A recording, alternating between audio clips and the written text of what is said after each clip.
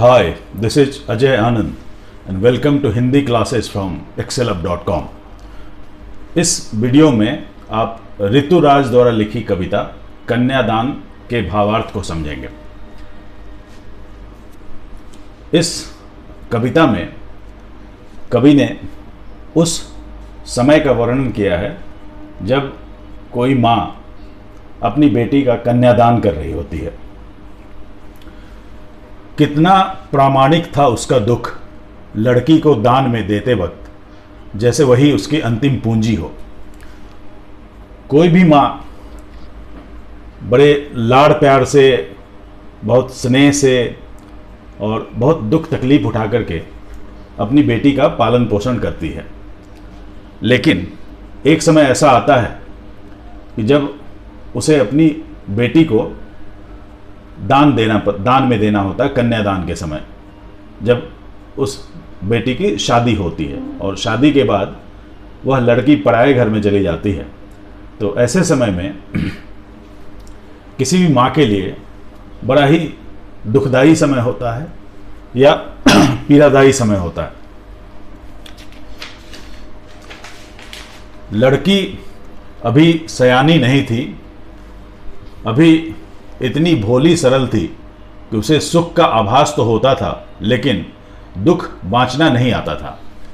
अब लड़की हालांकि शादी के लायक हो गई है, तभी उसकी शादी हो रही है, लेकिन सयानी नहीं हुई है। मतलब अभी उसे बाहरी दुनिया के बारे में पता नहीं है, वह अभी भी भोली है, उसे नहीं मालूम है कि बाहर की दुनिया कैसी है। तो इसलिए सुख के बारे में तो उसे पता, अच्छी अच्छी बातें पता है, लेकिन दुख बाँचना नहीं आता। मतलब आगे क्या कठिनाइयाँ आएंगी, दुनिया में कितनी बुराइयाँ भरी पड़ी हैं, यह उसे नहीं पता है।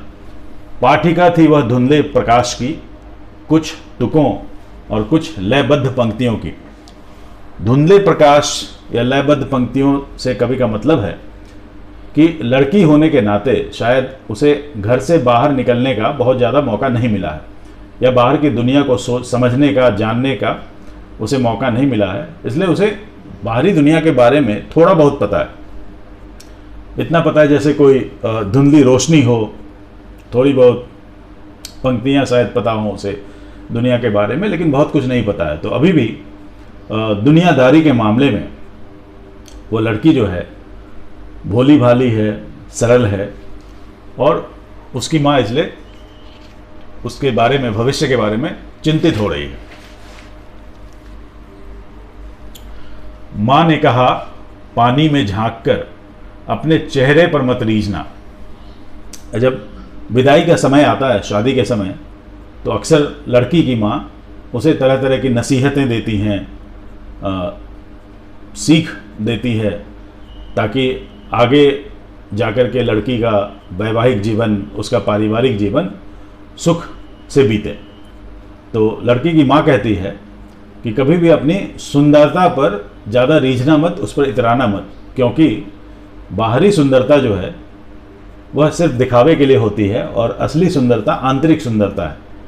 यानी कि अपने स्वभाव पर, अपने बात व्यवहार पर ज़्यादा ध्यान केंद्रित करना, और ऊपरी सुंदरता पर बहुत ज़्यादा रीझने की ज़रूरत नहीं है। आग रोटियां सेकने के लिए है, जलने के लिए नहीं। अब यहाँ पर कवि ने बहुत बड़ी बात कही है। आग का मतलब, आग में काफ़ी शक्ति होती है, आग में ऊर्जा होती है, और आग इतनी शक्तिशाली होती है कि इससे चूल्हा भी जलता है और इससे पूरा घर जल सकता है, पूरा मोहल्ला जल सकता है।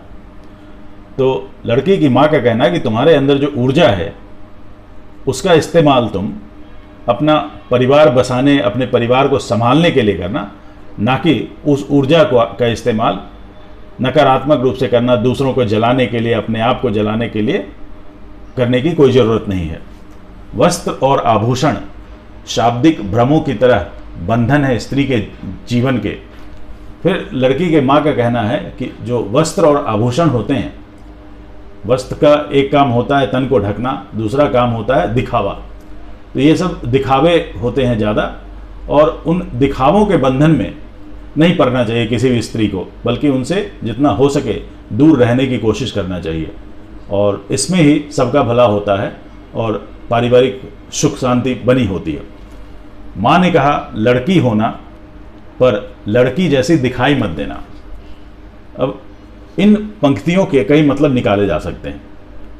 आप कौन सा मतलब निकालते हैं यह निर्भर करता है कि आप किस परिप्रेक्ष्य से या किस दृष्टिकोण से इस बात को सोच रहे हैं।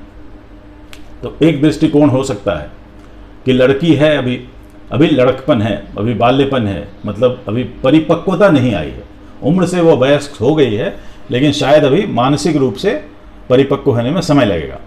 तो उसकी माँ का कहना है कि अब तुम्हारी शादी हो रही है, अब आगे से तुम्हारा जीवन जो है वह स्वतंत्र जीवन होगा, माँ बाप के साये से अलग होगा, अलग तुम्हारी हस्ती होगी। तो इसलिए अब लड़कपन छोड़ देना, अब परिपक्व स्त्री की तरह तुम्हें व्यवहार करना सीखना होगा। एक दूसरा दृष्टिकोण हो सकता है कि दुर्भाग्य से हमारे देश में महिलाओं के खिलाफ यौन अत्याचार काफ़ी होते हैं और आजकल हाल के दिनों में वो बहुत ज़्यादा बढ़ते चले जा रहे हैं। तो शायद माँ यह भी कहना चाहती है कि लड़की होना, लेकिन अपने सौंदर्य को, अपनी सुंदरता को जितना हो सके दुनिया की बुरी नज़रों से छुपा कर रखना, और इसी में भला होगा। क्योंकि माँ को लगता है कि अगर कहीं किसी की बुरी नज़र उस पर पड़ गई और लड़की के साथ कोई बुरी घटना हो गई तब बड़ा अनर्थ हो जाएगा। So that's all, thank you.